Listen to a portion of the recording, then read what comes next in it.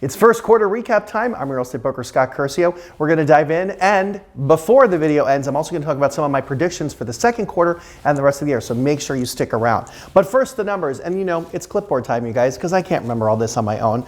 We had some really strong growth in the first quarter, especially if we compare first quarter 2024 to first quarter 2025. Our condos crested over 500,000 for the first time, an average sales price of 511 and some change, which was up almost 7% from the 2024 whole year average and almost 10.5% from first quarter last year. Yowza.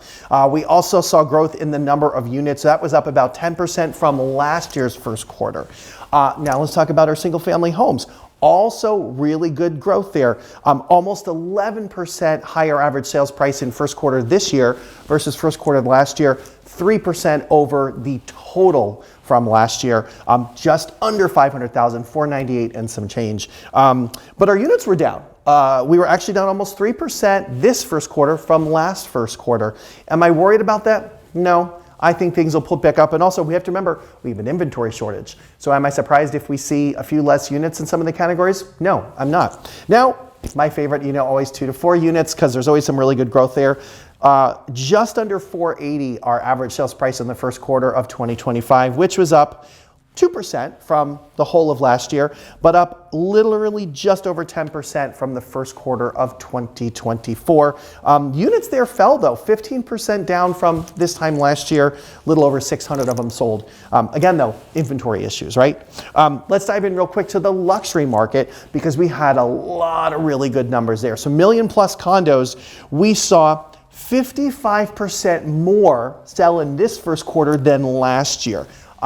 Crazy, right? And million plus single family homes, we saw just over 21% more sales this first quarter versus first quarter 2024. So things are, I mean, it kind of stands to show, right? We're seeing really strong growth in our average sales prices.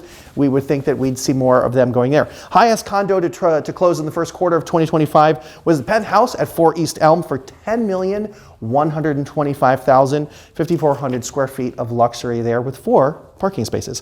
Our highest single family home, we're going to go outside the city for this, was up in Glencoe, 585 Longwood, which was a new construction sitting right on the lake on 137 feet of frontage with a private beach, sold for $7.1 million. I got to flip the page, you guys. There's so much data to go over. Our highest single family home sale in the city in the first quarter was in the Gold Coast, 1521 North State, which went for $6,650,000 after being on the market for 2,100 days. In fact, we saw 3 city homes trade over $5 million in the first quarter. Last year, there's only 1 of those. Now, let's talk about what's to come in this second quarter. I think we're going to see strong price performance. We've got a little bit of economic turbulence going on and some chaos. And in the coming weeks, I have a video talking about recession and why it's not a dirty word and why we should expect it and what it will or won't do to housing. So make sure you turn into that upcoming video. But I think we'll probably see some people being a little bit more cautious. But as of right now, a lot of people are just still running towards that housing market. There's people, remember, that have been trying to buy houses maybe for 6 months, for a year, maybe 2 years.